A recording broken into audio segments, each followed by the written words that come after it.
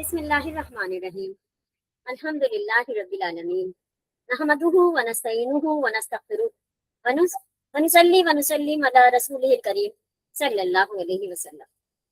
السلام علیکم ورحمۃ اللہ وبرکاتہ۔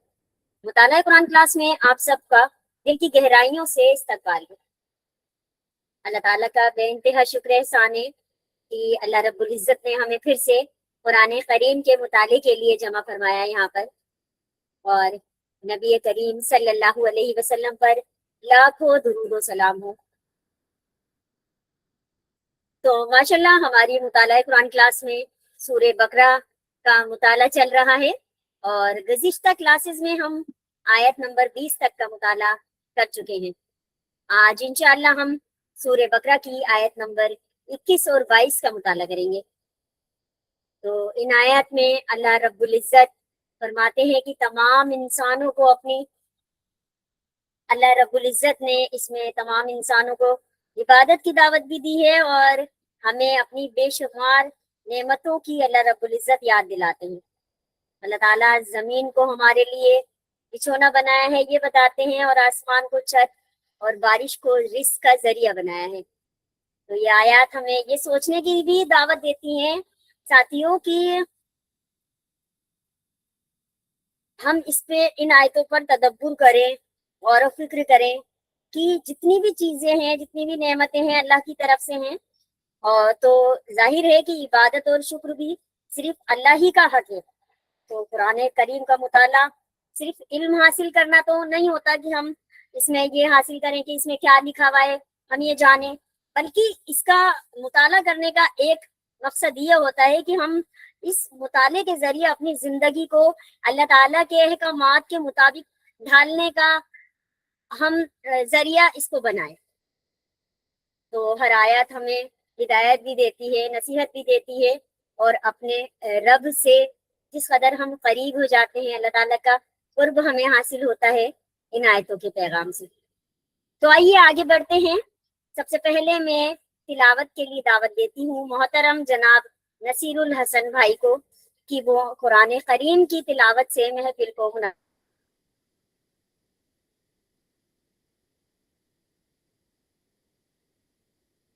فرمائیں۔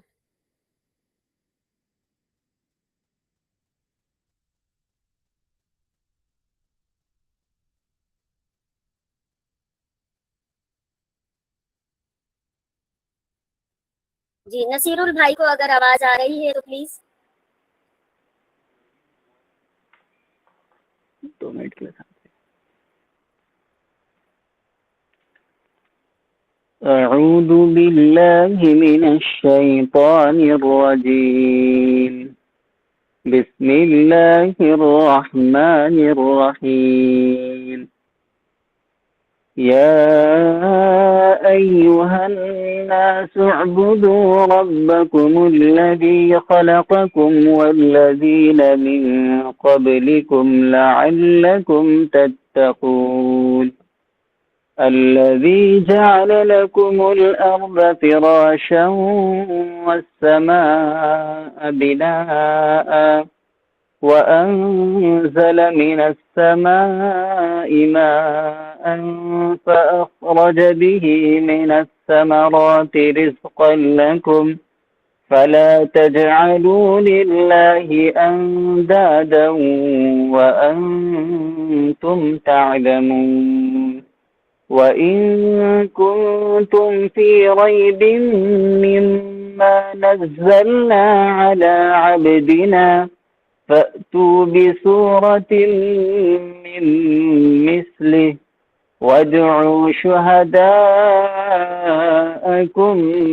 من دون الله إن كنتم صادقين فإن لم تفعلوا ولن تفعلوا فاتقوا النار التي وقودها الناس والحجارة أعدت للكافرين وبشر الذين آمنوا وعملوا الصالحات أن لهم جنات تجري من تحتها الأنهار كلما رزقوا منها من ثمرة رزقا قالوا هذا الذي رزقنا من قبل وأتوا به متشابها ولهم فيها أزواج مطهرة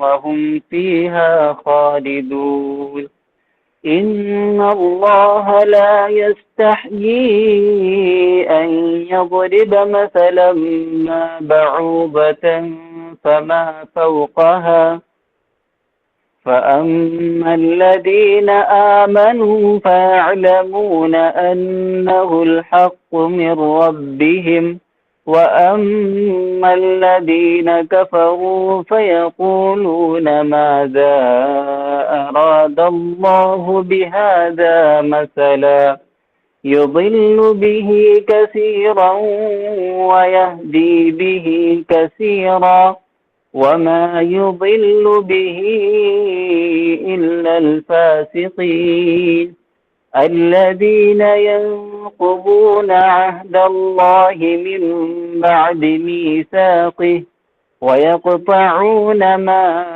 أمر الله به أن يوصل ويفسدون في الأرض أولئك هم الخاسرون كيف تكفرون بالله وكنتم أمواتا فأحياكم ثم يميتكم ثم يحييكم ثم إليه ترجعون هو الذي خلق لكم ما في الأرض جميعا ثم استوى إلى السماء فسواهن سبع سماوات وهو بكل شيء عليم صدق الله العظيم.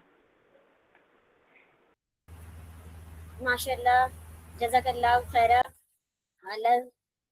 अल्लाह रब्बुल इज़्ज़त आपकी इन मुबारक आयतों पर की गई तिलावत को बहुत बहुत कबूल फरमाए। और आप सभी साथियों से दरख्वास्त है कि रसूल भाई के लिए बहुत सारी दुआएं कीजिए कि उन्होंने इतनी तबीयत खराब के बावजूद भी आयतों की तिलावत की। अल्लाह रब्बुल इज़्ज़त ज़रूर इनकी परेशानी को दूर करे।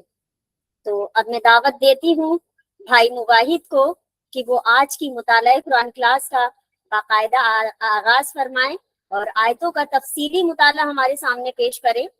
अल्लाह ताला से दुआ है कि वो हमें अपनी नेमतों की पहचान, अपना शुक्र अदा करने की तौफीक अता फरमाए और सिर्फ उसी की यानी कि अल्लाह रब्बुल इज़्ज़त की ही इबादत करने की तौफीक अता फरमाए। आमीन। अस्सलामु अलैकुम। वालेकुम अस्सलाम व रहमतुल्लाह।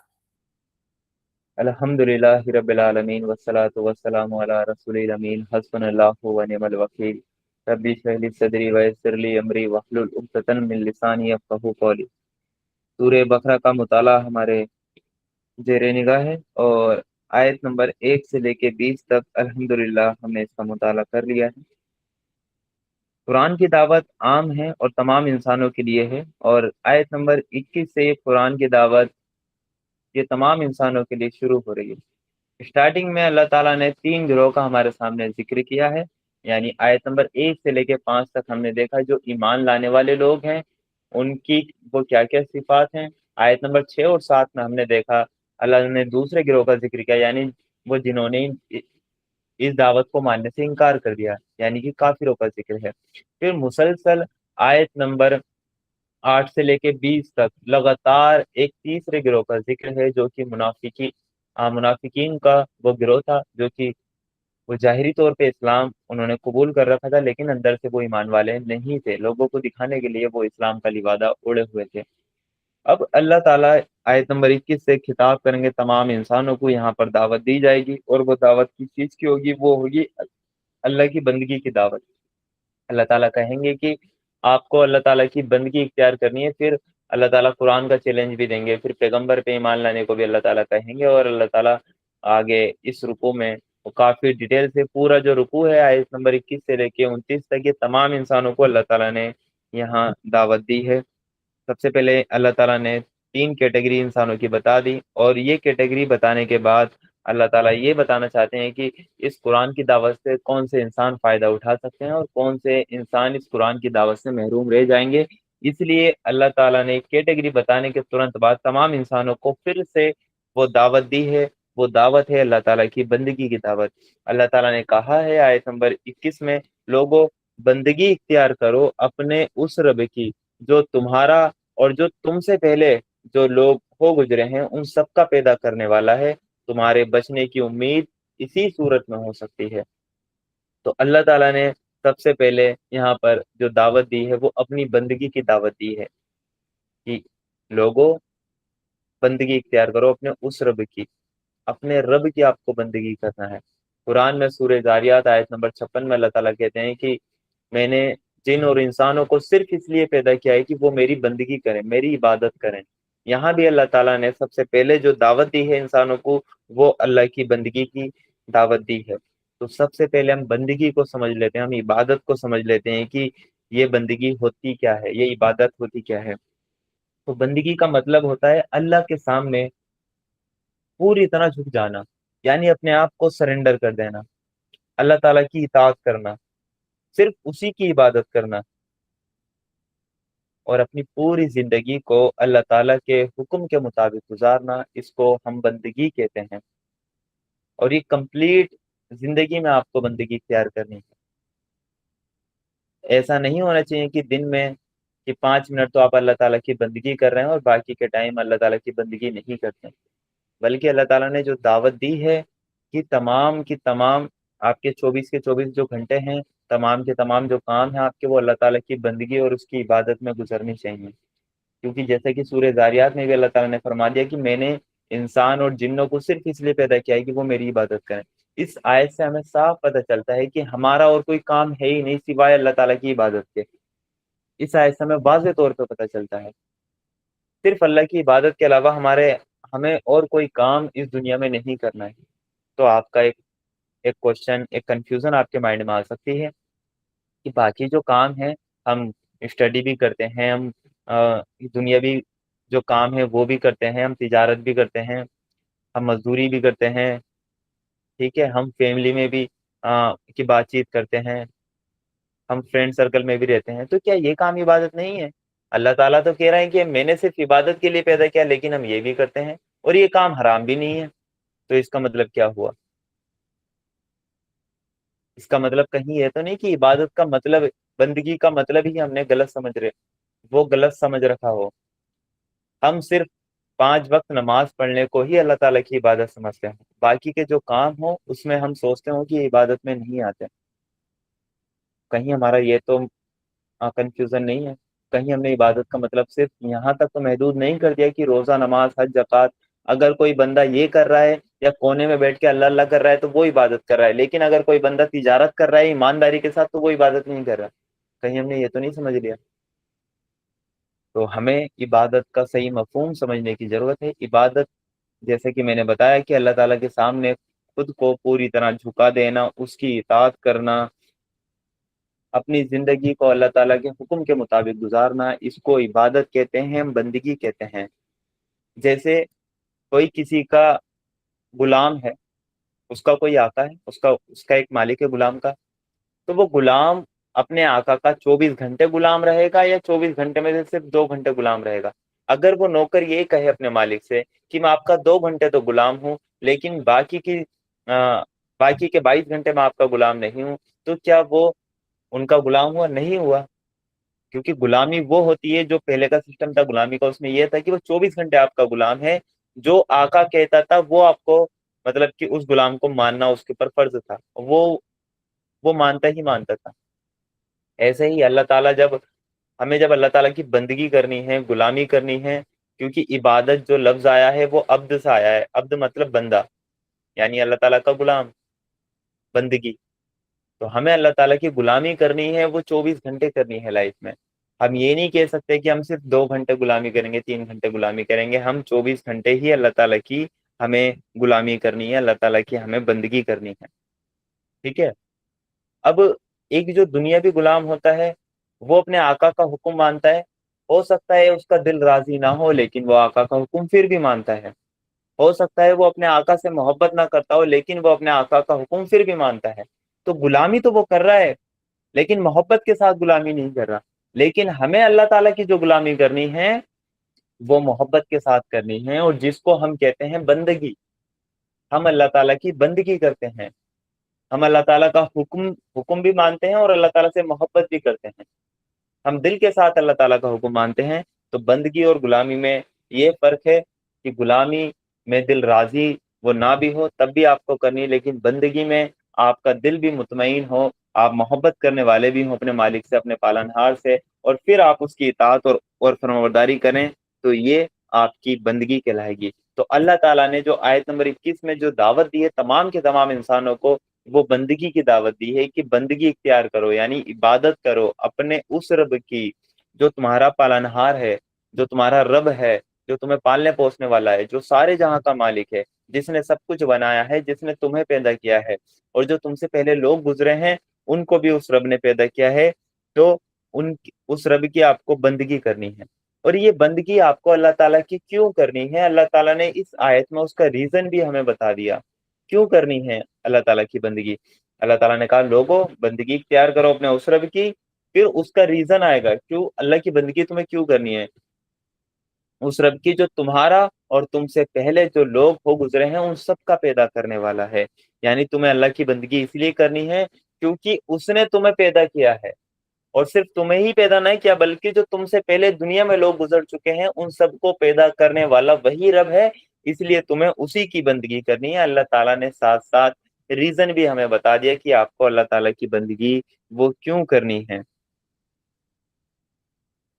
اور ایک بات اور اس آیت میں کہ بندگی، جیسا کہ ہم نے سمجھا کہ اللہ تعالیٰ کی اطاعت کرنا، اللہ تعالیٰ کے حکم کے مطابق چلنا، اپنی زندگی اللہ تعالیٰ کی رضا کے مطابق گزارنا، اس کی اطاعت اور فرمانبرداری میں گزارنا، اس کو ہم بندگی کہتے ہیں۔ اور اس بندگی کا ریزن یہ ہے کہ ہمیں اللہ تعالیٰ کی بندگی اس لیے کرنی ہے کیونکہ اس نے ہمیں بھی پیدا کیا اور ہم سے پہلے لوگ جو گزرے ہیں ان کو بھی پیدا کیا ہے۔ اور ایک ریزن یہ ہے کہ ہمیں اللہ تعالیٰ کی بندگی وہ کیوں کرنی ہے، کیونکہ اللہ تعالیٰ ہی ہمارا کریٹر ہے، اس نے ہمیں بنایا ہے تو وہی جان سکتا ہے کہ ہمارے لیے صحیح کیا ہے اور غلط کیا ہے۔ اس کے علاوہ دنیا میں کوئی نہیں بتا سکتا کہ انسان کے لیے صحیح کیا ہے اور غلط کیا ہے، انسانوں کے لیے صحیح راستہ کون سا ہے اور غلط راستہ کون سا ہے۔ اس لیے بھی تمہیں اللہ تعالیٰ کی بندگی کرنی ہے کیونکہ وہ تمہارا کریٹر ہے، تمہاری فطرت کو وہ جانتا ہے، تمہارے لیے وہ کون سا قانون صحیح ہے کون سا قانون غلط ہے وہ صرف تمہارا رب بتا سکتا ہے، اس کے سوا دنیا میں کوئی بھی نہیں ہے۔ اس لیے انسانوں کو ابھارا گیا ہے کہ آپ کو اللہ کے علاوہ کسی کی بندگی وہ کرنی ہی نہیں ہے اس دنیا میں، اگر کرو گے تو نقصان میں رہو گے، وہ کرو گے تو نقصان میں رہو گے۔ اگر دنیا میں بھی بہترین زندگی آپ کو گزارنی ہے تو صرف اللہ تعالیٰ کی بندگی آپ کریں، کیونکہ اس نے آپ کو بنایا ہے، وہ آپ کی فطرت سے واقف ہے۔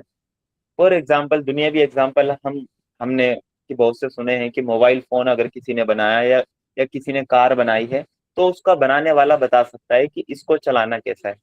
موبائل فون کے ساتھ ایک کتاب بھی آتی ہے جس کو ہم نہیں پڑھتے، وہ مینول ہوتا ہے اس کا، اس کتاب میں سب کچھ مینشن ہوتا ہے کہ اس کو وہ کیسے یوز کرنا ہے۔ اگر اس کو ایسے یوز نہیں کرو گے تو یہ فون کو آپ خراب کر دو گے۔ ایسے ہی جو کہ آپ نے کوئی پروڈکٹ خریدا ہے اس کے ساتھ اس کا مینول آتا ہے، کوئی کار خریدی ہے اس کے ساتھ اس کا مینول آتا ہے کہ آپ کو ایسے کر کے اس کا یوز کرنا ہے، اگر ایسے یوز نہیں کرو گے تو اس کو خراب کر بیٹھو گے۔ ایسے ہی اللہ تعالیٰ نے انسانوں کو بنایا ہے اور ساتھ ساتھ ان کو وہ مینول بھی دیا ہے، وہ مینول ہے قرآن، جس میں اللہ تعالیٰ نے بتا دیا کہ میرا طریقہ یہ ہے، میری بندگی کا راستہ یہ ہے، تمہیں میری اطاعت اور فرمانبرداری کرنی ہے تو ہی تم دنیا میں فلاح پا سکتے ہو، ادروائز تم دنیا میں فلاح نہیں پا سکتے۔ اس آیت سے ہمیں صاف اور واضح پتا چلا کہ ہمیں صرف اور صرف اللہ کی بندگی اختیار کرنی ہے، اس کے حکم پر چلنا ہے، اس کے قانون کو ماننا ہے۔ دنیا میں اللہ کے قانون کے علاوہ ہمیں کسی اور کا قانون تسلیم نہیں، کوئی اور اپنا قانون ہمارے اوپر نہیں تھوپ سکتا۔ ہم صرف اللہ تعالیٰ کا قانون مانتے ہیں، ہم صرف اللہ تعالیٰ کی بندگی کرتے ہیں، ہم صرف اللہ تعالیٰ کا حکم کو ہم فالو کرتے ہیں۔ اس کے علاوہ ہم کسی انسان کے قانون کو ماننے والے نہیں ہیں۔ یہی ہوتا ہے بندگی۔ آپ جس کی اطاعت اور فرمانبرداری کر رہے ہیں وہ آپ کا رب ہے، اس کی آپ بندگی کر رہے ہیں۔ تو آپ خود بتائیں کہ جو پوری کائنات کا بنانے والا رب ہے، آپ اس کی اطاعت اور فرمانبرداری کریں گے، یا جو انسان ہیں یا جھوٹے خدا ہیں یا بت ہیں یا اللہ تعالیٰ کے نیک بندے ہیں، آپ ان کی اطاعت اور فرمانبرداری کریں گے؟ آپ خود کہیں گے میں صرف اللہ تعالیٰ کی اطاعت اور فرمانبرداری کروں گا، اس کے علاوہ میں کسی کی اطاعت اور فرمانبرداری نہیں کروں گا۔ ہاں، جس چیز کی اللہ تعالیٰ وہ اجازت دے دے کہ اطاعت کرو میری، میرے رسول کی، تو میں اللہ کے رسول کی بھی فرمانبرداری کروں گا، لیکن اصل فرمانبرداری صرف مجھے اللہ تعالیٰ کی کرنی ہے۔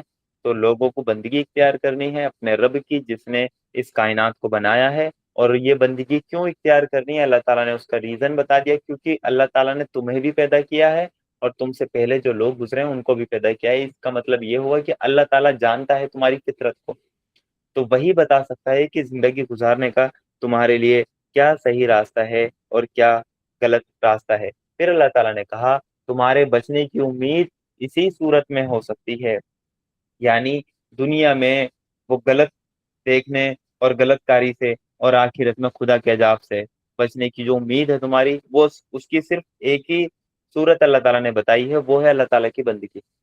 دنیا میں بھی تم محفوظ ہو جاؤ گے، تم غلط راستے پہ چلنے سے بچ جاؤ گے، انسان پر ظلم نہیں کرے گا اگر سب اللہ تعالیٰ کی اطاعت اور فرمانبرداری کرنے لگیں، اور آخرت میں بھی تمہیں اس کا ریوارڈ ملے گا، وہ ہے آپ جہنم کے عذاب سے بچ جائیں گے۔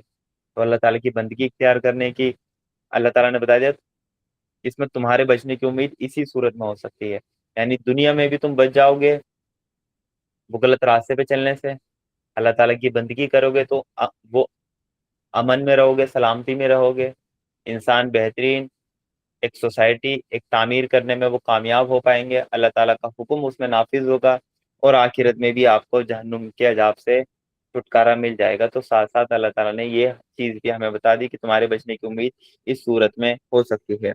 پھر اللہ تعالیٰ نے دیکھیں ابھی دعوت صرف بندگی کی چل رہی ہے، تو اللہ تعالیٰ نے پہلا ریزن اس کا یہ بتایا کہ تمہیں بھی پیدا کرنے والا ہے اور تم سے پہلے لوگوں کو بھی پیدا کرنے والا وہ ہے۔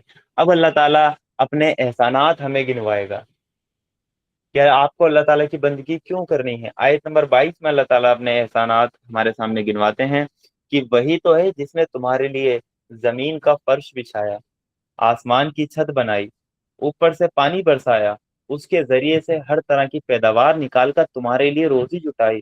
تو جب تم یہ جانتے ہو تو دوسروں کو اللہ کے مقابلے میں نہ لاؤ، یعنی اللہ تعالیٰ نے اپنے احسانات ہم پر گنوانے شروع کر دیے کہ تمہیں اللہ تعالیٰ کی عبادت اس کی بندگی صرف اس لیے کرنی ہے کیونکہ اس نے تمہیں پیدا بھی کیا ہے، اور صرف پیدا ہی نہیں کیا ہے بلکہ تم پہ جو اتنی نعمتیں ہیں، جو اتنے احسانات ہیں، وہ بھی تمہارے اس رب نے کیے ہیں، اس لیے تمہیں بندگی صرف اس کی کرنی ہے۔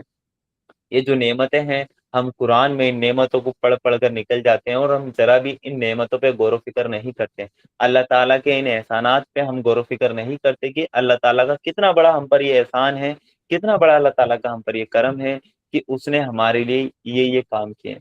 ہمیں دیکھنے میں بڑے چھوٹے سے لگ رہے ہیں کہ اللہ تعالیٰ نے ایک آیت میں یہ کہہ دیا کہ زمین کا فرش بچھایا، آسمان کی چھت بنائی، اوپر سے پانی برسایا، اس کے ذریعے سے ہر طرح کی پیداوار نکال کر تمہارے لیے روزی جٹائی۔ تو یہ کہنے میں اور آیت کو پڑھنے میں بڑا آسان لگتا ہے، لیکن اگر کوئی انسان ان باتوں پہ تدبر کرے، غور و فکر کرے، تو وہ ایک رزلٹ پہ پہنچے گا، ایک نتیجے پہ پہنچے گا کہ واقعی اللہ تعالیٰ کا ہم پر یہ بڑا احسان ہے، بڑا کرم ہے کہ اس نے ہمارے لیے یہ کام کیا۔ اللہ تعالیٰ کا یہ احسان یہ گنوانے کا مقصد صرف یہ ہے کہ تاکہ لوگ اپنے اس رب کی بندگی کی طرف آئیں۔ تو سب سے پہلے اللہ تعالیٰ نے کہا، ہم ان میں سے ایک بات پہ تھوڑا سا ہم ڈسکشن کر لیتے ہیں کہ سب سے پہلے اللہ تعالیٰ نے کہا وہی تو ہے جس نے تمہارے لیے زمین کا فرش بچھایا، یعنی اللہ تعالیٰ نے زمین کو یعنی ارتھ کو ایک فرش کی طرح کہا ہے۔ جیسے دنیا میں فرش ہوتا ہے، وہ فرش کا کیا کام ہوتا ہے کہ وہ استھر ہوتا ہے، وہ رکا ہوا ہوتا ہے، اس پر آپ ٹھہرتے ہیں، وہ آپ کے لیے ٹھہرنے کی جگہ ہوتی ہے۔ فور ایگزامپل آپ جس گھر میں ہیں، اگر اس کا جو فرش ہے وہی اگر ہلنے ڈھلنے لگے تو کیا آپ اس پر رہ پائیں گے؟ وہ کبھی نہیں رہ پائیں گے جب تک کہ وہ اسٹیبل نہ ہو۔ جب تک کہ وہ رکا ہوا نہ ہو. جیسے ذرا سا اگر بھوکمپ کا جھٹکا بھی آتا ہے تو ہم پوری طرح ہل جاتے ہیں, ہم بھاگنے لگتے ہیں. لیکن اللہ تعالیٰ نے کہا ہم نے زمین کا فرش بچھایا, یعنی ارتھ جو ہے اس کو تمہارے لیے رہنے کی جگہ اللہ تعالیٰ نے بنایا. ہم زمین کے اگر آج ہم اسپیس سائنس کے ذریعے اس ریزلٹ پہ آبزرویشن ہم نے کر لی ہے کہ جو ہماری ارتھ ہے, جو یہ زمین ہے, یہ اس کی جو موومنٹ ہے نا وہ 4 سے 5 مطلب کی موومنٹ یہ زمین ہماری کر رہی ہے. لیکن ہمیں اس زمین پہ رہتے ہوئے ہمیں ذرہ برابر بھی کچھ فرق نہیں پڑتا کہ زمین اتنی اتنی خطرناک طریقے سے موومنٹ کر رہی ہے. فار ایگزامپل پہلی موومنٹ اگر میں زمین کی بتاؤں کہ جس ارتھ پہ ہم رہ رہے ہیں, کہ یہ جو زمین ہے یہ اپنے ایکسس پہ گھوم رہی ہے, اپنے ایکسس پہ, یعنی جو پرتھوی ہے اسپیس کی ہر چیز وہ گھوم رہی ہے اپنے ایکسس پہ. تو یہ اپنے ایکسس کے ارد گرد اپنی دھوری پر یہ زمین گھوم رہی ہے, اور پتہ کتنی کی اسپیڈ سے گھوم رہی ہے, 1670 کلومیٹر فی گھنٹہ کی اسپیڈ سے, جس کی وجہ سے ہی یہ رات اور دن ہوتے ہیں. یہ جو رات اور دن کا نظام ہے یہ کیوں ہوتا ہے, یہ رات کے بعد دن کیوں آتا ہے, دن کے بعد رات کیوں آتی ہے, یہ 24 گھنٹے میں یہ چیز ہو جاتی ہے. تو 24 گھنٹے میں جو دھرتی ہے وہ اپنے ایکسس پہ پوری طرح گھوم جاتی ہے, اور اس کے گھومنے کی اسپیڈ ہے 1670 کلومیٹر فی گھنٹہ. 1 گھنٹے میں 1670 کلومیٹر یہ گھومتی ہے, اور ہمیں اس کی موومنٹ کا پتہ بھی نہیں چلتا. تو تبھی تو اللہ تعالیٰ نے کہا ہم نے اس کو فرش بنایا. آپ کو پتہ نہیں ہے اس میں کتنی موومنٹ ہے, لیکن آپ کے لیے, انسانوں کے ٹھہرنے کے لیے ہم نے اس کو فرش بنایا. دوسری اگر میں موومنٹ آپ کی بتاؤں, ارتھ کی جو موومنٹ آپ کو بتاؤں, وہ ہے سورج کے ارد گرد گھومنا. کہ زمین جو ارتھ ہے اپنے ایکسس پہ بھی گھوم رہی ہے اور ساتھ ساتھ سورج کے ارد گرد بھی گھومتی ہے, جس کی وجہ سے 365 دن میں سورج کا ایک چکر ہماری پرتھوی لگا لیتی ہے, اور ہمارا 1 سال مکمل ہو جاتا ہے. 365 دن میں یہ چکر لگا لیتی ہے. تو دوسری جو کی روٹیشن ہے, ارتھ کی جو موومنٹ ہے, وہ اپنے ایکسس کے بعد سورج کے ارد گرد وہ گھومنا ہے. اگر میں آپ کو بتاؤں سورج کے ارد گرد جو ہماری ارتھ گھومتی ہے وہ 30 کلومیٹر فی سیکنڈ کی اسپیڈ سے گھومتی ہے, یعنی 1 کلومیٹر میں 1 سیکنڈ میں 30 کلومیٹر ہماری ارتھ موو کرتی ہے, گھومتی ہے سورج کے مطلب سورج کے چاروں اور اس سولر سسٹم میں. 1 سیکنڈ مطلب گزرا, 30 کلومیٹر آگے چلی گئی. 30 کلومیٹر بہت ہوتا ہے. آپ ایک سٹی کراس کر جاتے ہیں, آپ ایک سٹی پوری طرح پار کر جاتے ہیں 30 کلومیٹر میں. میں اپنی سٹی کو پوری طرح کراس کر جاؤں گا 30 کلومیٹر میں. تو 1 سیکنڈ میں 30 کلومیٹر, یعنی کتنی تیز یہ ارتھ موو کر رہی ہے, یہ روٹیٹ کر رہی ہے سورج کے گرد.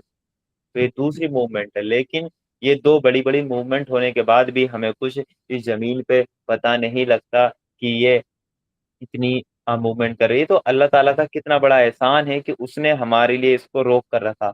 اس میں اتنا خطرناک اللہ تعالیٰ نے گریویٹیشنل فورس اللہ تعالیٰ نے اس میں رکھا ہے کہ ہمیں اتنی بڑی بڑی موومنٹ کا ذرا بھی احساس نہیں ہوتا.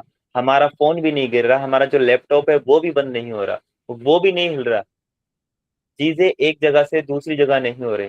اگر اللہ تعالیٰ اس زمین کو استھر نہ بناتا, فرش نہیں بناتا, تو کیا ہم اس زمین پہ رہنے کے لیے ہوتے؟ ہم ذرا سا مکان بناتے ہیں اور یہ ارتھ کی روٹیشن سے وہ گھوم جاتا, وہ گر جاتا. ہم ذرا ایک جگہ کھڑے ہوتے, وہاں کچھ سامان رکھتے ہیں کہ وہ چلا جاتا, اگر اللہ تعالیٰ اس زمین کو فرش نہ بناتا. یہ جو ہمارا پورا سولر سسٹم ہے, یعنی سورج کے ارد گرد جو باقی کے پلینٹ ارتھ کے ساتھ ساتھ روٹیٹ کر رہے ہیں, اس کو ہم پورا ایک سولر سسٹم بولتے ہیں. یہ پورا سولر سسٹم کہ ملکی وے گلیکسی میں بھی موومنٹ کر رہا ہے ساتھ ساتھ. ملکی وے گلیکسی, ہماری گلیکسی کا نام ہے ملکی وے. تو ملکی وے کی وے میں ہمارا پورا سولر سسٹم موومنٹ کر رہا ہے. تو یہ ارتھ کی تیسری مطلب کہ روٹیشن ہو گئی, تیسری موومنٹ یہ ارتھ کی ہو گئی.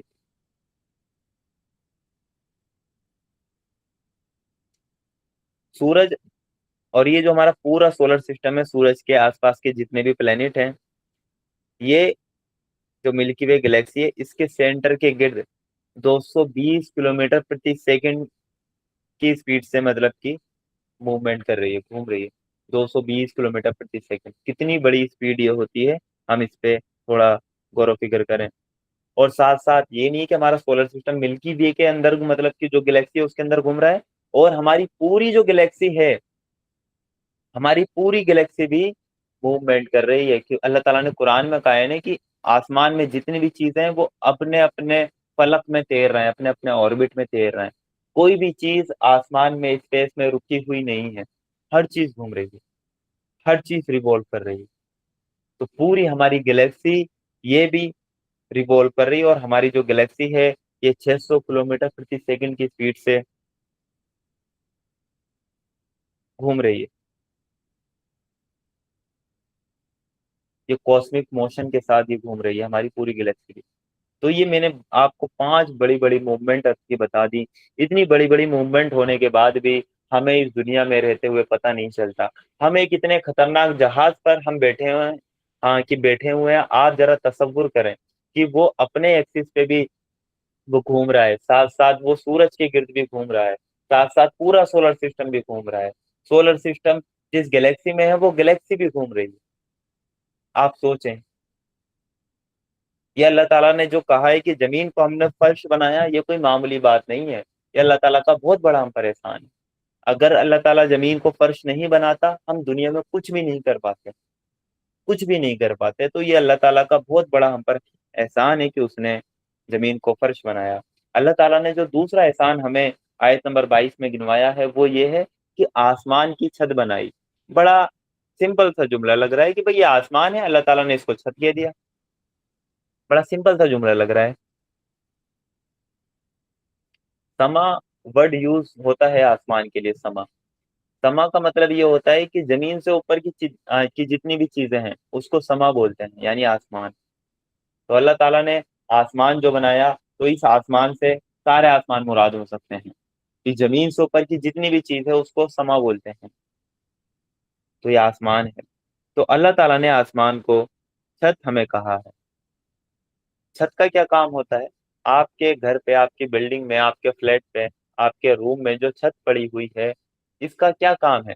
ताकि आपको प्रोटेक्ट करे धूप से या बाहर की चीजों से, आपको प्रोटेक्ट करे। यही तो काम है इस छत का, और क्या काम है? बिना छत के भी तो रह सकते हैं हम, कि चार दीवारी खड़े, मतलब कि वो खड़ी करके। बिना छत के हम क्यों नहीं रहते? हमें प्रोटेक्शन चाहिए। वो किस चीज से? जो बाहरी चीजें हैं उन सबसे हमें प्रोटेक्शन चाहिए, इसलिए हम छत भी बनाते हैं। हम झोपड़पट्टी भी अगर बनाते हैं तो उसकी भी हम छत बनाते हैं, ताकि हम धूप से, बारिश से, या जो भी मतलब बाहर की चीजें हैं उन सब से हम खुद को प्रोटेक्ट कर सकें। ऐसे ही अल्लाह ताला ने आसमान को छत बनाया। यानी ये जो आसमान है ये हमारे लिए प्रोटेक्टेड शील्ड की तरह वर्क करता है। आसमान हमें बाहरी चीजों से बचाता है। जैसे जो काम आपकी छत का है वही काम इस आसमान का है, आपकी की दुनिया के पॉइंट ऑफ व्यू से आप अगर आप देखेंगे तो बजाहिर बड़ा छोटा सा ही जुमला लग रहा है, लेकिन अगर हम इस जुमले को खोलना शुरू करें तो आप कहेंगे कि अल्लाह ताला ने वाकई में ही अल्लाह आसमान को छत बनाया। सूरज से जो है डेंजरस रेज निकलती हैं। जो सूरज है जिसके इर्द गिर्द हमारी पृथ्वी घूम रही है, उससे बड़ी डेंजरस रेस निकलती हैं, हार्मफुल रेस निकलती हैं, जो कि हमारी स्किन को डैमेज कर सकती हैं, हमारी स्किन को डैमेज कर सकती हैं। लेकिन आसमान क्या करता है? आसमान में एक लेयर है, ओजोन लेयर। वो क्या करती है? इन हार्मफुल जो रेज हैं उनको आने से रोक देती है, जिसकी वजह से हमारी स्किन डैमेज नहीं होती। अगर ये आसमान ना हो, आसमान में जो ओजोन लेयर अल्लाह ताला ने रखी है, अगर वो ना हो तो क्या हो, मतलब क्या होगा? अगर सिर्फ ओजोन वो लेयर ना हो तो हमारी स्किन जल जाएगी। जो सूरज से रेडिएशन निकलती हैं, हार्मफुल जो रेस निकलती हैं, उनसे हमारी स्किन जो है वो जल जाएगी। हमें स्किन कैंसर हो जाएगा, बहुत कॉमन हो जाएगा वो स्किन कैंसर। आंखें भी डैमेज हो सकती हैं, और जो प्लांट्स है वो मरने लगेंगे उन रेस से, हार्मफुल रेस से। तो ये देखें आसमान का काम। आसमान को छत अल्लाह ताला ने ऐसे ही नहीं बना दिया, इसमें सिर्फ एक ओजोन लेयर है जो इतना काम कर रही है। आप थोड़ा तसव्वुर करके तो देखें کہ बिना सन स्क्रीन के अगर आपको बहुत तेज धूप में अगर वो खड़ा कर दिया जाए तो आपका क्या हाल होगा। जून और जुलाई की जो धूप है वो हमसे बर्दाश्त नहीं होती। हम मुंह पर ढाटा बांध कर निकलते हैं, क्योंकि जो स्किन है ना, जो लू, वो हवा चलती है इंडिया में, लू उसको बोलते हैं, वो हमारी स्किन को जला देती है। वो हवा हमसे बर्दाश्त नहीं होती। तो सोच कर देखें, अगर पूरी अर्थ पर जो हार्मफुल रेडिएशन है, जो हार्मफुल रेज हैं, जो किरणें हैं, अगर वो डायरेक्ट आ जाती हैं, ओजोन लेयर उनको अगर रिफ्लेक्ट नहीं करती, तो हमारा क्या हाल होता। क्या दुनिया पे रहना हमारा पॉसिबल होता? बिल्कुल भी नहीं हो पाता। तो ये काम है आसमान का, इसलिए अल्लाह ताला ने आसमान को छत बनाया। दूसरी बात और मैं आपको समझाऊं कि रोज जो है हजारों छोटे पत्थर अर्थ की तरफ आते हैं। यानी स्पेस में से जो छोटे पत्थर हैं, जिनको हम मिटरॉइड्स बोलते हैं, वो रोजाना अर्थ की तरफ आते हैं। वो हमारे एटमॉस्फेयर में एंटर करते हैं।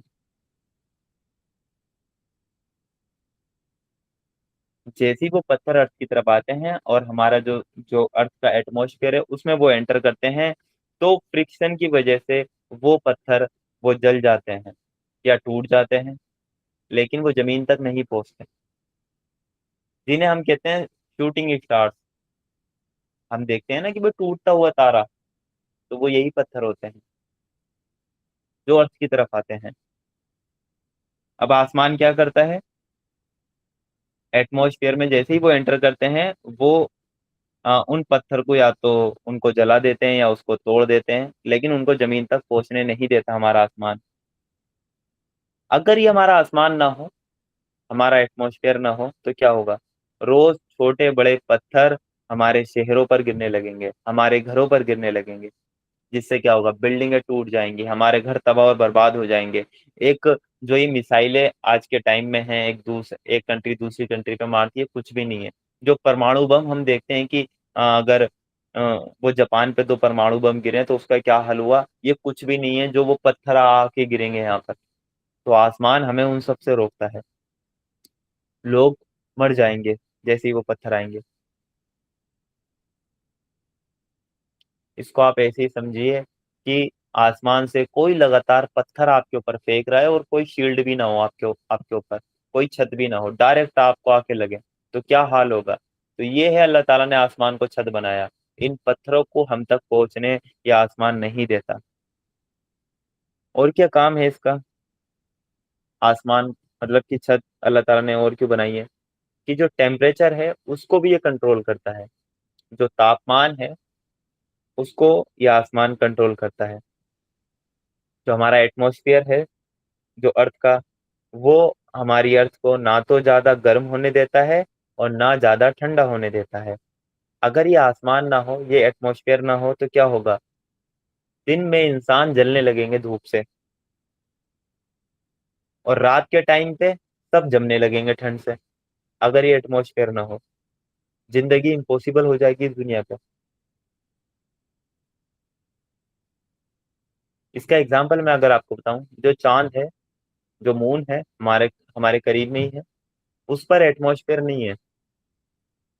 तो वहां क्या होता है कि दिन में तो वहां बहुत तेज वो गर्मी होती है, और रात में बहुत सर्दी होती है। यानी एक ही दिन में चांद पर, दिन में तो मतलब कि बहुत तेज गर्मी है और रात में बहुत तेज सर्दी है, क्योंकि वहाँ एटमॉस्फेयर नहीं है। तो अल्लाह ताला ने हमारी अर्थ पर एटमॉस्फेयर रखा है, जिसकी वजह से ये टेम्परेचर को भी कंट्रोल करने का काम करता है आसमान। इसलिए अल्लाह ताला ने आसमान को छत बनाया। यह हमारे लिए एक प्रोटेक्टेड शील्ड की काम अल्लाह ताला करता है। सांस लेने के लिए जो हमें हवा मिलती है, इसमें इसमें आसमान का वो क्या रोल होता है। हमें जो ऑक्सीजन मिलती है, इसमें इसमें भी मतलब आसमान का रोल है। अगर ये आसमान ना हो, ये एटमॉस्फेयर ना हो, तो और इस एटमॉस्फेयर की वजह से ये ऑक्सीजन हमें मिलती है, और ये अगर ऑक्सीजन अगर हमें मिलना बंद हो जाए, जो हर सेकंड में हम सांस लेते हैं, अगर ये मिलना बंद हो जाएगी, तो इंसान कुछ सेकंड या कुछ मिनट में मर जाएगा। इंसान वो कुछ सेकंड में आके मर जाएगा। अभी जो कोरोना काल हमारा एक गुजरा है, वो कोरोना पीरियड में انسانوں کو آکسیجن کی کمی ہو گئی تھی، سانس نہیں لی جا رہی تھی، آکسیجن سلنڈر ان کو لگانے پڑ رہے تھے، کتنے مہنگے سلنڈر تھے، لیکن یہ فیسلٹیز ہم فری یوز کرتے ہیں اللہ تعالیٰ کی طرف سے، ہمیں اس نعمت کا ہمیں دھیان بھی نہیں ہے۔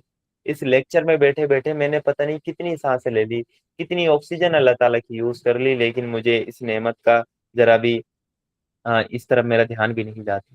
یہ بھی جو نعمت ہے آکسیجن کی، یہ بھی ہمارے ایٹماسفیئر کی وجہ سے ہے، یہ ہمارے آسمان کی وجہ سے ہے۔ اسی آکسیجن کی وجہ سے آگ جلتی ہے، جس کی وجہ سے ہم اپنا کھانا پکاتے ہیں، جس کی وجہ سے ہماری انڈسٹریز مطلب چلتی ہیں، جس کی وجہ سے ہمارا پیٹرول مطلب جلتا ہے، ہماری جو جتنے بھی کام ہیں سب آگ سے ہی تو ہوتے ہیں۔ جو ہتھیار ہم بناتے ہیں، جو کار ہم بناتے ہیں، جو انوینشن ہم کرتے ہیں، جو کھانا ہم پکاتے ہیں، سب آگ سے ہی کرتے ہیں۔ آگ کیسے جلتی ہے؟ اگر آگ کو آکسیجن نہ ملے تو آگ بھی نہ جلے، کیا دنیا میں ہمارے لیے کچھ سروائیو کرنا ممکن ہوگا؟ آگ بھی نہ جلے، آکسیجن اگر ہمیں نہ ملے تو ہم بھی مطلب کہ یہاں پر زندہ نہیں رہ پائیں۔ اور ساتھ ساتھ جو ہمارے آس پاس جو جانور ہیں اور جو یہ ہمارے آس پاس پلانٹس ہیں، پیڑ پودے ہیں، یہ بھی بنا آکسیجن کے سب سروائیو نہیں کر پائیں گے۔ اس کا اگزامپل آپ ایسے ہی سمجھے بنا آکسیجن کے، جیسے انسان پانی کے اندر جاتا ہے نا تو وہ سانس نہیں لے سکتا، ایسے ہی ہمارا حال ہو جائے گا۔ تو یہ جو آکسیجن ہے، یہ بھی تو ہمارا ایٹماسفیئر ہمیں پرووائڈ کراتا ہے، یہ بھی تو اللہ تعالیٰ نے آسمان کو چھت بنایا ہے۔ اگر یہ ایٹماسفیئر نہ ہو تو آکسیجن نہ رہے یہاں پر۔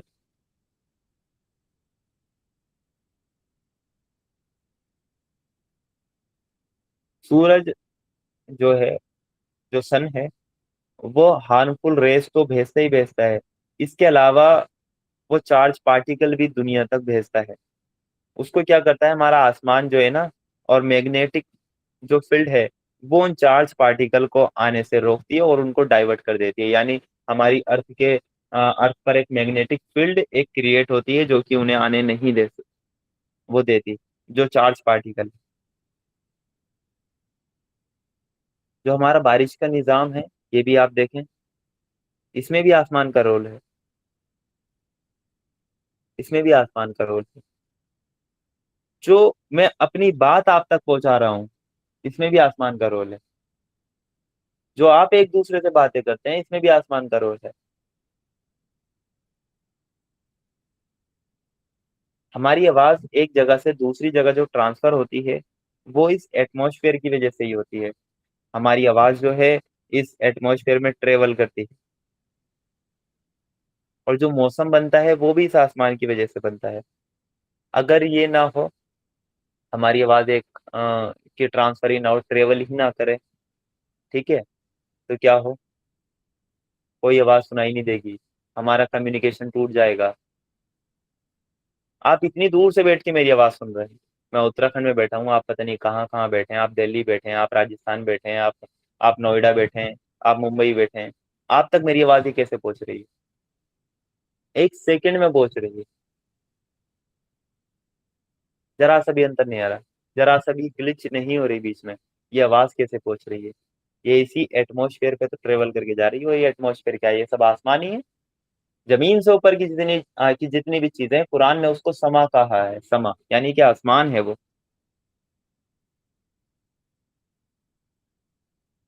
جیسے دنیا میں تو ہم ایک دوسرے کی آواز سن سکتے ہیں، جو ایسٹروناٹ ہوتے ہیں، جو اسپیس میں لوگ جاتے ہیں، وہ ایک دوسرے کی آواز ڈائریکٹلی نہیں سن سکتے، کیونکہ وہاں پہ ساؤنڈ ویو ٹریول کرنے کے لیے کوئی میڈیم نہیں ہوتا۔ اسپیس میں ایسٹروناٹ بات نہیں کر سکتے ایسے جیسے ہم بات کر رہے ہیں، کیونکہ وہاں ساؤنڈ ویو کو ٹریول کرنے کے لیے کوئی میڈیم ملتے ہی نہیں ہے ان کو۔ تو یہ ہے آسمان، یہ ہمیں لگتا ہے کہ بڑی چھوٹی سی نعمت ہے، اس میں سے اللہ تعالیٰ نے یہ ایک ایک نعمت ایسی گنوائی ہے کہ اگر یہ نہ ہو تو ہمارا رہنا یہاں پاسبل نہ ہو۔ اللہ تعالیٰ نے کہا وہی تو ہے جس نے تمہارے لیے زمین کا فرش بچھایا، کتنی بڑی نعمت ہے، آسمان کی چھت بنائی، کتنی بڑی نعمت ہے۔ پھر اللہ تعالیٰ نے کہا اوپر سے پانی برسایا، اور اس کے ذریعے سے ہر طرح کی پیداوار نکال کر تمہارے لیے روزی جٹائی۔ یہ ان سے بھی بڑی نعمت اللہ تعالیٰ نے پھر بتائی کہ اوپر سے جو پانی برسایا اللہ تعالیٰ نے، اور اس کے ذریعے سے جو پیداوار تمہارے لیے نکال کے روزی جٹائی اللہ تعالیٰ نے، یہ بھی اللہ تعالیٰ کا بہت بڑا احسان ہے تم پر۔ تم ذرا سوچو تھوڑا غور و فکر کرو، اگر زمین پر کبھی بارش ہی نہ ہوتی تو کیا ہوتا؟ نہ ندیاں ہوتی، نہ ہی کھیتی ہماری ہوتی، نہ کوئی پھل ہم دیکھ پاتے، نہ کوئی سبزی کا مزہ ہمیں مل پاتا، نہ جنگل ہوتے اس دنیا پہ، اور نہ ہی انسان زندہ رہ سکتا تھا۔ اگر بارش نہ ہو، صرف اگر بارش نہ ہو تو کچھ بھی نہیں ہو سکتا۔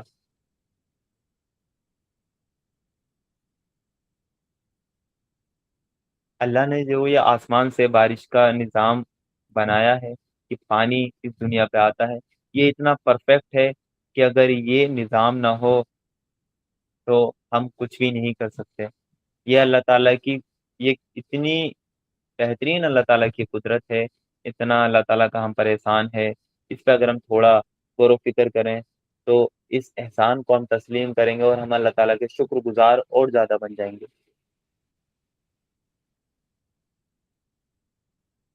اور یہ بارش کا نظام کوئی معمولی نظام نہیں ہے، اس کے پیچھے اللہ تعالیٰ کے وہ کئی نظام، وہ کئی چیزیں کام کرتی ہیں۔ سب سے پہلا کام کیا ہوتا ہے بارش کے نظام میں؟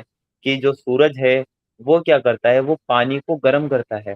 اس ارتھ پہ 75% واٹر ہے جو کہ سمندر کی شکل میں ہے، اور 25% لگ بھگ ہماری رہنے کی جگہ ہے، یعنی کہ وہ زمین ہے۔ سورج کیا کرتا ہے کہ اس کی جو کرنیں آتی ہیں، اس کی جو گرمی سے جو ہے نا، سمندر کا پانی، جو ندی، جو نالوں کا پانی ہے، وہ بھاپ بنتا ہے۔ اور جب وہ بھاپ بنتا ہے تو کیا ہوتا ہے؟ بھاپ ہلکی ہوتی ہے اور وہ ہوا میں اڑ جاتی ہے اور وہ آسمان کی طرف وہ بڑھنے لگتی ہے۔ اب آسمان پہ کیا ہوتا ہے کہ جیسے ہی وہ ہلکی ہوئی، بھاپ ہوئی، وہ اڑنے لگی۔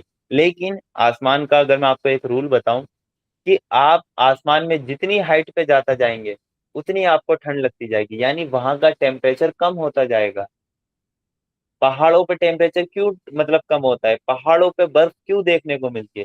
کیونکہ آپ جتنی ہائٹ پہ جاتے جائیں گے اتنا ٹیمپریچر کم ہوتا چلا جائے گا، اس لیے پہاڑی علاقوں میں برف گرتی ہے۔ کہیں آپ نے کبھی میدانی علاقوں میں برف نہیں دیکھی ہوگی، کہیں ریگستان میں آپ نے برف نہیں دیکھی ہوگی، کیونکہ ہم جتنی ہائٹ پہ جاتے جائیں گے اتنا وہ ٹھنڈا ہوتا جائے گا۔ جو بھاپ بن کے یہ پانی اڑتا ہے اور یہ آسمان کی طرف ٹریول کرتا ہے، تو یہ آسمان میں جب جاتا ہے تو وہاں ٹیمپریچر کم ہو جاتا ہے، اور یہ جو بھاپ ہوتی ہے یہ واپسی لکوڈ میں، اور پھر لکوڈ میں، اور پھر یہ برف کی شکل میں یعنی ٹھنڈی ہو کر یہ بدل جاتی ہے، اور یہ بھاپ وہاں اکٹھی ہوتی رہتی ہے، جس کو ہم بادل کہتے ہیں، جس کو ہم بادل کہتے ہیں۔ اور یہ بادل جب بہت سارے اکٹھے ہو جاتے ہیں تو پھر اللہ تعالیٰ ہوائیں بھیجتا ہے، ہواؤں کے ذریعے یہ بادل انسانی آبادی تک آتے ہیں۔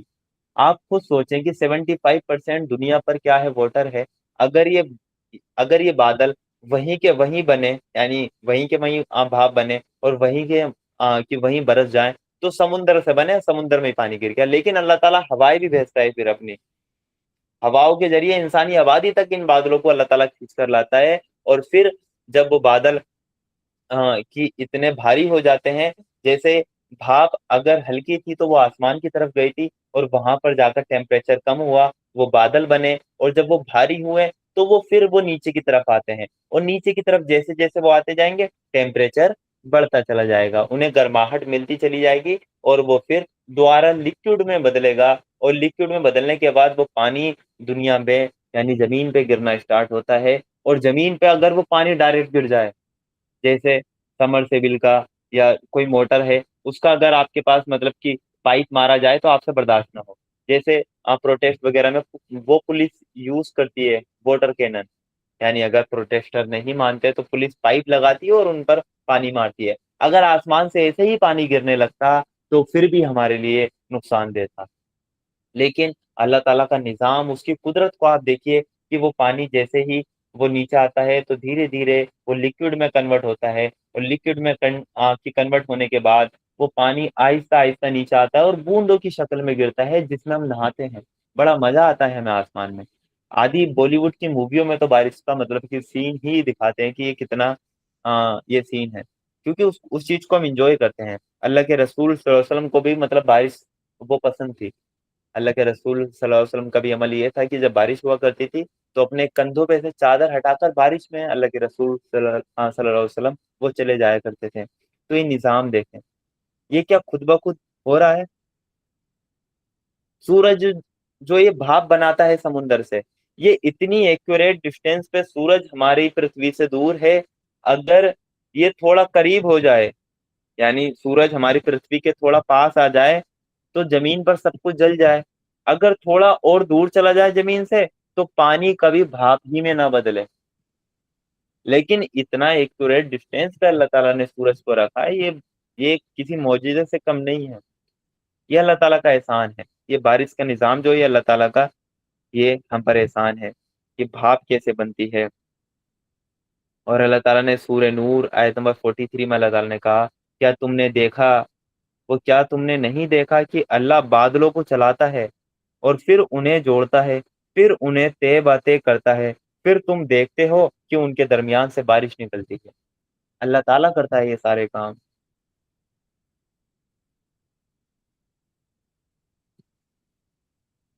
اور جب یہ بارش برستی ہے تو اس سے کیا ہوتا ہے کہ جو سوکھی پڑی ہوئی مٹی ہے، جو ڈیڈ مٹی ہے، جو مری ہوئی مٹی ہے، اس کے اندر جان پڑتی ہے، اس کے اندر جو بیج ہوتا ہے اس سے پیڑ پودے نکلتے ہیں، اسی سے تو ہمارے لیے کھانے کی چیزیں نکلتی ہیں۔ اللہ تعالیٰ نے وہ یہی تو اس آیت میں کہا اوپر سے پانی برسایا، تو اوپر سے پانی برسنا کوئی معمولی نعمت نہیں ہے، کوئی معمولی احسان نہیں ہے اللہ تعالیٰ کا، بڑی اللہ تعالیٰ کی قدرت ہے اس میں۔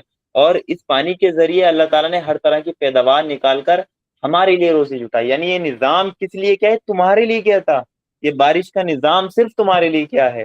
تاکہ تمہیں کھانے کے لیے روزی میسر ہو سکے، تمہیں روزی میسر ہو سکے۔ یہ صرف یہ سب کچھ اللہ تعالیٰ تمہارے لیے کر رہے ہیں، یہ احسان ہے اس کا۔ تو کیا تمہیں اللہ کے بندگی کے علاوہ کسی اور کی بندگی کرنی چاہیے؟ اللہ کے حکم کے علاوہ وہ تمہیں کسی اور کا حکم ماننا چاہیے؟ کیا اللہ کے آگے کسی اور کی چلنی چاہیے؟ یہ سوچو آپ۔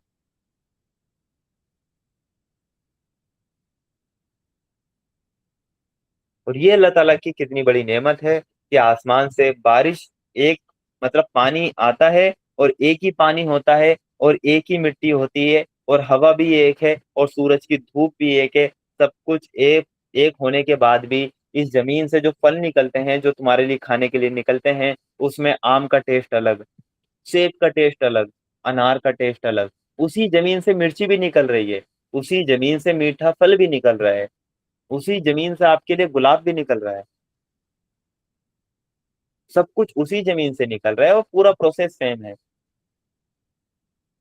یہ اللہ تعالیٰ کی وہ کم قدرت نہیں ہے۔ یہ کون ڈیسائیڈ کر رہا ہے کہ زمین سے اس وقت گلاب کا پھول نکلے گا، اس زمین سے اب وہ انار کا پیڑ نکلے گا، اس زمین سے ہی آپ کو مرچ کا پیڑ مطلب کہ وہ مرچ ملتی ہے، اس زمین سے ہی آپ کو کھانے کے لیے ترکاریاں ملتی ہیں، سبزیاں ملتی ہیں، مختلف وہ قسم کے پھل اس میں سے ملتے ہیں۔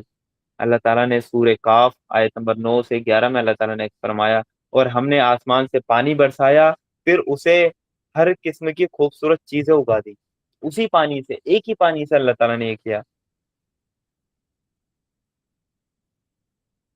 ایک ہی پانی سے تو ہوا۔ زمین کی آپ کو میں اگر خاصیت بتاؤں، زمین میں آپ کوئی بھی چیز ڈالیں، زمین اس کو کھا کر ڈسٹروائے کر دے گی۔ آپ زمین میں لوہا ڈالیں، ایک وقت آئے گا کہ زمین لوہے کو بھی کھا جائے گی۔ آپ زمین میں لکڑی دبا دیں، ایک وقت آئے گا کہ لکڑی ختم ہو جائے گی۔ آپ زمین میں انسان کو ڈال دیں، زمین انسان کو بھی کھا جاتی ہے۔ آپ ذرا قبرستان جائیے، مردے کی ہڈی بھی جو ہے نا وہ گل جاتی ہے، سوائے ریڑھ کی ہڈی کے جس سے اللہ تعالیٰ دوبارہ انسانوں کو بنائے گا، وہ بڑے چھوٹا سا ایک پارٹ ہے، وہ رہے گا کیونکہ اللہ تعالیٰ نے ایسا چاہا ہے، ورنہ زمین پورے انسان کو کھا جاتی ہے۔ اگر آج آپ مردہ دفنا کر آئے ہیں تو 5 دن بعد جا کر آپ دیکھ لیجیے گا، زمین کھا جاتی ہے۔ اور ایک چیز اور بتاؤں، جب وہ مردہ ہوتا ہے زمین اسے تبھی کھاتی ہے، لیکن اگر آپ زندہ انسان کو دبائیں گے اور اس کو آکسیجن ملتی رہے گی زمین میں تو زمین اس کو نہیں کھا سکتی، زندہ انسان کو زمین نہیں کھاتی۔ یہ زمین کا کرشمہ دیکھیں، جو زمین ہر چیز کو کھا جاتی ہے، ہر چیز کو گلا دیتی ہے، وہی زمین جو ایک بیج ہوتا ہے، جو اللہ تعالیٰ نے اس کو حکم دیا ہے، اس بیج کو اپنے بچے کی طرح پالتی ہے۔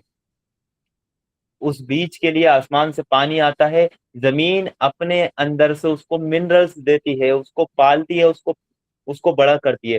زمین کتنی ٹھوس ہوتی ہے، آپ اپنی لات ماریں گے، آپ یا چھت پہ سے آپ گریں گے تو آپ کی ٹانگیں ٹوٹ جائیں گی، آپ اپنا سر ماریں گے اس زمین پہ آپ کا سر ٹوٹ جائے گا۔ لیکن وہی زمین جو اس بیج کو بچے کی طرح اپنے بچے کی طرح پالتی ہے، اس زمین کی مٹی کو پھاڑ کر وہ پودا باہر آتا ہے جو کہ کتنا نازک ہوتا ہے۔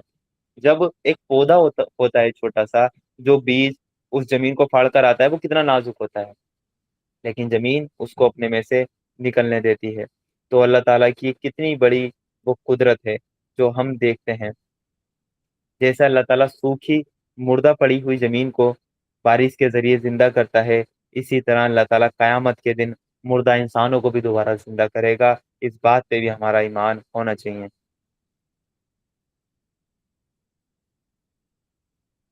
اب ایک سمپل، آخر میں آپ کو میں ایک سمپل اگزامپل دوں۔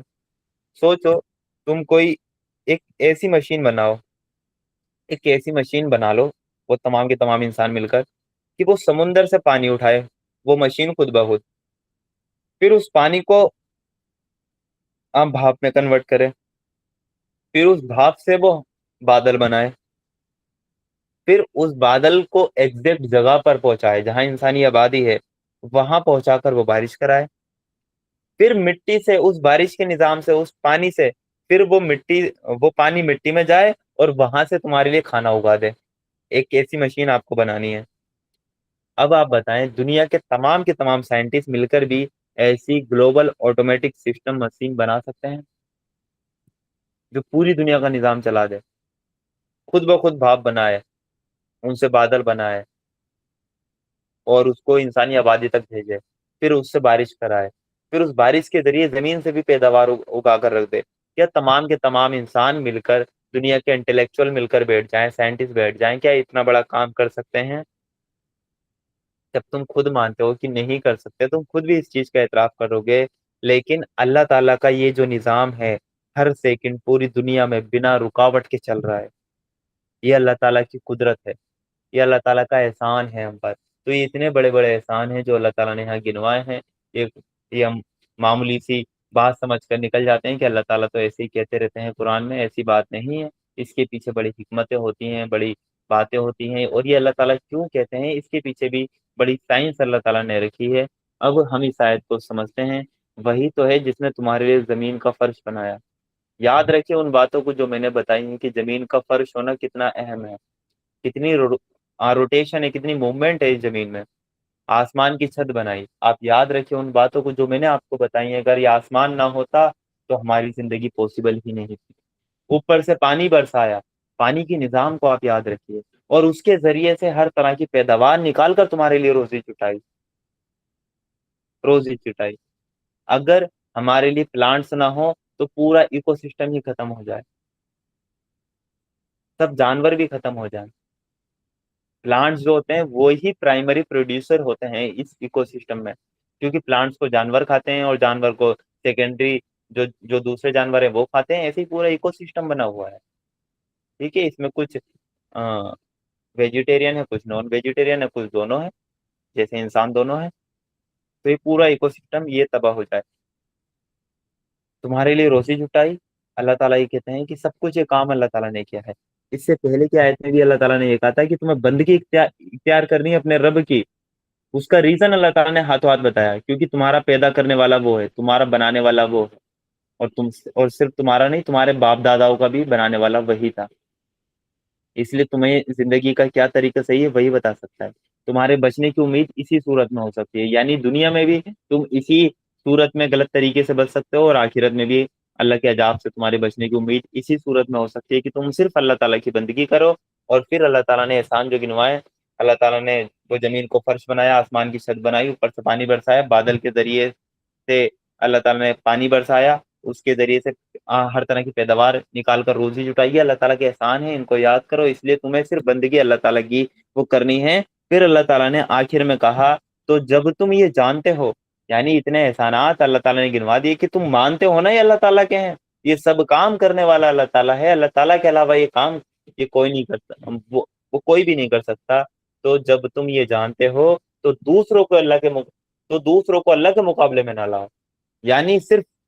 यानी अगर तुम ये मान गए कि सबके सब एहसानात अल्लाह ताला के हैं, तो दूसरों को अल्लाह के मुकाबले में ना लाओ। फिर अल्लाह के साथ किसी को शरीक आपको नहीं ठहराना है। फिर आपको बंदगी, वो खालिस बंदगी अल्लाह की करनी है, खालिस इताअत आपको अल्लाह ताला की करनी है।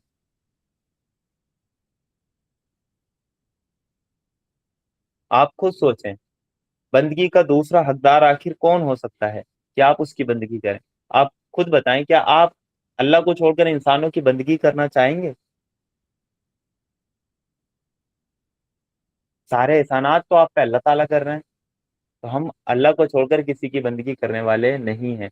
और बंदगी का मतलब होता है इताअत और फरमाबरदारी भी, पूरी तरह अल्लाह ताला के सामने झुक जाना, अल्लाह ताला के कानून को तस्लीम करना, उसके मुताबिक अपनी जिंदगी गुजारना। इंसान 24 घंटे अल्लाह ताला की बंदगी करता है। इंसान अपना हर काम अल्लाह ताला के बताए हुए तरीके पे अगर करने लग जाए तो वो उसका काम इबादत बन जाता है, और यही हमें करना है। तो हमें, जब इतने एहसानात को हम मान गए कि सब अल्लाह ताला के हैं, तो हमें अल्लाह के मुकाबले में फिर किसी को नहीं लाना है। चाहे कोई दुनिया का बादशाह हो, कितना भी बड़ा हुक्मरान हो, वो हम पे वो कानून साजी नहीं कर सकता। हम अल्लाह के कानून के आगे किसी और के कानून को मानने वाले हरगिज नहीं हैं। यही कंप्लीट इबादत और कंप्लीट बंदगी आपकी होगी कि आप अल्लाह के कानून के अलावा बाकी सब जो कानून हैं, इंसानों के बनाए हुए कानून हैं, उन सब को आप रिजेक्ट कर दें। तभी आप एक अल्लाह के बंदे बनेंगे, तभी आप तौहीद परस्त बनेंगे, तभी आप मुवाहिद बनेंगे। अल्लाह ताला से दुआ है कि अल्लाह ताला हमें प्योर अपनी खालिस बंदगी वो करने वाला हमें बनाए, हमें शिर्क से बचाए। अस्सलाम वालेकुम वरहमतुल्लाहि वबरकातुहू। वालेकुम अस्सलाम वरहमतुल्लाहि वबरकातुहू। तो अल्हम्दुलिल्लाह आज की मुताला कुरान क्लास यही इख्तिताम पज़ीर होती है, और हम उम्मीद करते हैं कि आज का मुताला हम सबके इल्म ईमान में इजाफे का सबब बनेगा। तो आज की मुबारक आयत में हमने अल्लाह ताला की कुदरत और उनकी रहमत और उसकी बेशुमार नेमतों की तरफ जो भाई ने हमारी याद दहानी कराई है। तो अल्लाह ताला से दुआ है कि अल्लाह ताला हमें इन पर गौर व फिक्र करने की और ज्यादा तौफीक अता फरमाए। तो आज के इस मुबारक मौके पर ये बात भी याद रखिए कि जिलहिज्जा का चांद नजर आ चुका है, और अब जो आने वाले 10 दिन हैं हमारे, वो अल्लाह ताला के नजदीक बहुत ही फजीलत और बरकत वाले दिन हैं। तो ये वो अय्याम हैं जिनमें किया गया आप लोगों का एक एक अमल, छोटे से छोटा और बड़े से बड़ा, बहुत ही ज्यादा अल्लाह के ज्यादा पसंद किया जाने वाला है। तो हमें चाहिए कि इन दिनों को हमें गफलत में नहीं गुजारना है, बल्कि इबादत में, जिक्र में, तिलावत में और ज्यादा से ज्यादा सदका और खैरात करने में हमें इन दिनों को गुजारना चाहिए। अपने आसपास देखना चाहिए, जो भी जरूरतमंद है उनकी मदद करनी चाहिए। वालिदैन के साथ हुस्न सलूक हमें करना है, अपने बहन भाइयों से मोहब्बत का इजहार करना है, और सुभान अल्लाह अल्हम्दुलिल्लाह अल्लाहु अकबर का ये हमें विर्द रखना है, और अल्लाह ताला के करीब होने की ज्यादा से ज्यादा हमें कोशिश करनी है। जो लोग कुर्बानी करने वाले हैं और जो इरादा रखते हैं, वो भी इस मुबारक दिनों का खास एहतमाम करेंगे और सुन्नत के मुताबिक अपने अमाल को अदा करने की कोशिश करेंगे। अल्लाह ताला हमें इन मुबारक दिनों की कद्र करने की, ज्यादा से ज्यादा नेक अमल करने की और अपनी रजा हासिल करने की तौफीक अता फरमाए। आप सभी लोगों से गुजारिश है मेरी, एक दूसरे को दुआओं में याद रखें, खासकर सभी लोगों को, मुताला कुरान क्लास के जुड़े सभी लोगों को। इंशाल्लाह आखिर में महफिल से उठने की दुआ पढ़ लेते हैं। सुभानक अल्लाहुम्मा व बिहम्दिका नशहदु अन ला इलाहा इल्ला अंता नस्तगफिरुका व अतूबु इलैक। जज़ाकुमुल्लाहु खैरन कसीरा। अस्सलामु अलैकुम व रहमतुल्लाहि व बरकातुहू।